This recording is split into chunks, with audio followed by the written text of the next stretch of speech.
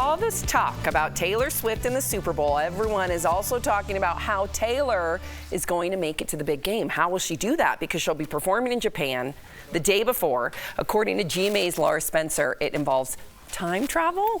Have a look. Tokyo is 17 hours ahead of Vegas. Most likely, she wraps up her show around 11 p.m. Saturday. That's 6 a.m.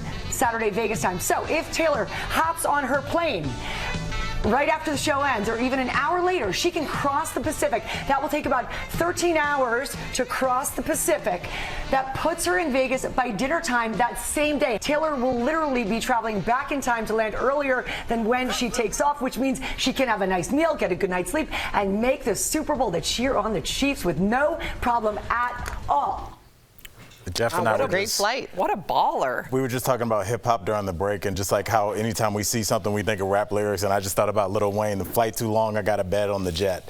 Nice. And look, she's gonna be good to go. And I actually kind of had this happen to me. I was performing in Australia. My birthday's June 29th. I left on the 28th and landed on the 30th. Oh, you lost it. Yeah, I lost it. So mine was a sad kind of time travel. Right. But no, I mean it's super weird how it works out.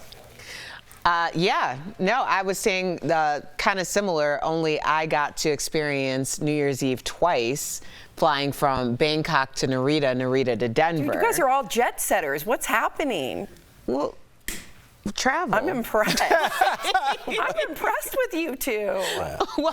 Well, Al was working. I was, just playing. Yeah. I like it. Yes. Yeah. All right. So what do you think about it? I flew to Japan one time and got backed up for like 3 days. Yeah. Wait, what? Okay. Delayed on a flight? Yes, Erica, you meant delayed. Yeah. Jeff, you meant delayed. Delayed. And the toilets in Japan are amazing, too. Are. I was very sad about it. Yeah. There was another moment that went viral during the game. Check this out. Taylor backs off when she sees Travis's brother Jason to let the brothers have their moment together. Watch. We'll see how it goes. Let's do it, dude. I love you. Oh, man, I would like to, God. You're the best in the world. You know what I mean? I know it wasn't easy. I know it's a hard year. You guys play true. Take it up and down. One more. How about it, huh, baby? About it. Yeah, dog. Love you. Love you. All right, Jeff, I think of you, former football player, played in college. What does that moment mean to you? That's a real moment. You know what I mean? Everyone is taking this thing to outer space with Taylor Swift. This is raw and real. It's two brothers that dreamed of this moment their whole lives, playing catch in the backyard, and you got to capture a little bit of what that was, right? When kids are little and they have a dream, this is it. Yeah. And unfortunately, his brother, didn't get there this year, but they got to play each other last year, which is like, could you imagine being in your backyard, like one day we're going to go against each other, Crazy. and then you take it to that level. Right. So those are the moments I like, right? That's a real moment. That's beautiful. Everyone has these stereotypes of men don't cry or men are too tough. It makes me want to cry right now. I think that shows who you are, how much you care about it, how much you care about your brother and the game itself. So this is a beautiful, beautiful moment that kind of gets overshadowed because of the Taylor Swift drama. Do you think that's an outdated narrative now? That men don't cry. Yeah. I don't really know any of I don't think I ever saw my father cry. He told me that's just not how he processed emotion. I believe him.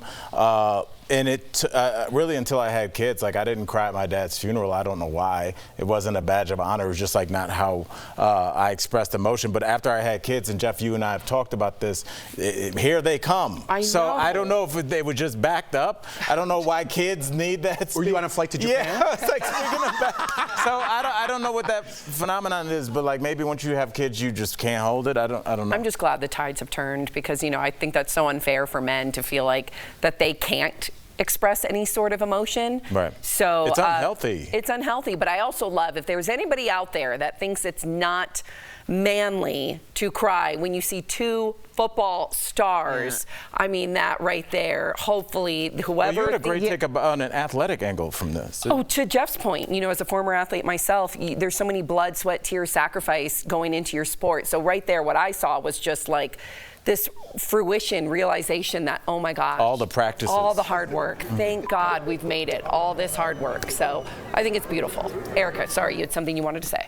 No, I just remember when we were really into the stories trending about toxic masculinity, and that would have been the face of the toxic masculinity, that would have been the stereotype, and to see it in a way that, you know, displayed in emotion, I think really is helping to change the narrative of what's appropriate for men or what's not, or the idea that the men being allowed to have a spectrum of emotions. Exactly. Well said.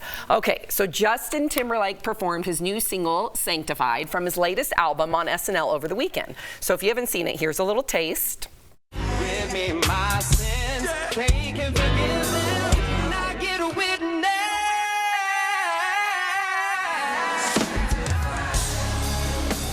Wow. So Justin also reunited with his buddy Jimmy Fallon to perform their skit impersonating Robin and Barry Gibb. Now, Britney Spears has taken note of JT's so-called comeback and even wrote an apology on Instagram, writing, quote, "I want to apologize for some of the things I wrote about in my book. If I offended any of the people I genuinely care about, I am deeply sorry." Britney also praised Justin's new single, Selfish, and said his other song, Sanctified, is wow, too. What do we think of his apology? Or her apology, sorry. Yeah. First of all, I want to give credit to Toby Wigway for the SNL performance, because I believe in giving credit to creators. Also, I think when it comes down to Britney's apology, I don't know if she needed to apologize for speaking her truth. No one has apologized to her very openly about perpetuating their lies. And I'm not saying that two wrongs make a right, but I don't think she was wrong. And I want to be very careful about apologizing for your reaction to being unjustly ridiculed, criticized, and lied on. That's not your responsibility to clean up that mess. What do you think, Jeff? That's an interesting point. You know what just hit? Didn't we do a story last week where Justin apologized? He apologized to Britney and Janet Jackson last week. We covered it. It's getting overshadowed by. I heard 2021 over there. So, but to your point, Oh, in 2021? 2021, Didn't we do the story last week? About his new song. Oh, about his new song? I don't know. Justin Timberlake, maybe he's getting what's coming to him. There's all these bad. We've talking off camera that he's a notorious cheater. I didn't know that. That allegedly, he's all these, and we can't. Again, allegedly. There's a lot of heat coming down on Justin Timberlake. Maybe it's. I don't know. I don't know. I think like we've. I don't know. Now people are back on Britney's side. This thing is getting just crazy because I think Britney's a little off her rocker. That's not the proper term. But now everyone's back on Britney's side, which is the whole thing, man. Maybe we should just let it go. Yeah. I think you have a great point, because I listened to her whole 5.5 hour book, her audiobook. And if you have not listened to it or read it, it is fascinating. But to your point, there's two sides to every story, and then there's the truth. She does, one, own up to her mental health crises and her substance abuse, all these different things. So it's not something that she completely denies or makes excuses for. So, but to Justin Timberlake, she does speak her truth on how they both were unfaithful in their relationship, but Justin had no problem running with that narrative in the very beginning to make Britney look like she was the one that ruined the relationship, when in reality, according to Britney, she cheated once with Wade Robson. He cheated multiple times, and that was never brought up. But to your point, Jeff, even though he wronged her back then, 20 years later, has he become a different person? And I think that's something that, as a society, we really need to think upon before we decide to troll him with his new album, if he's a changed person. And I think, you know, diehard fans 20 years ago and today is all the same to them. And I don't know if that's fair, even though I feel for Britney, trust me. But I think your question and your point is very well taken. I agree with you.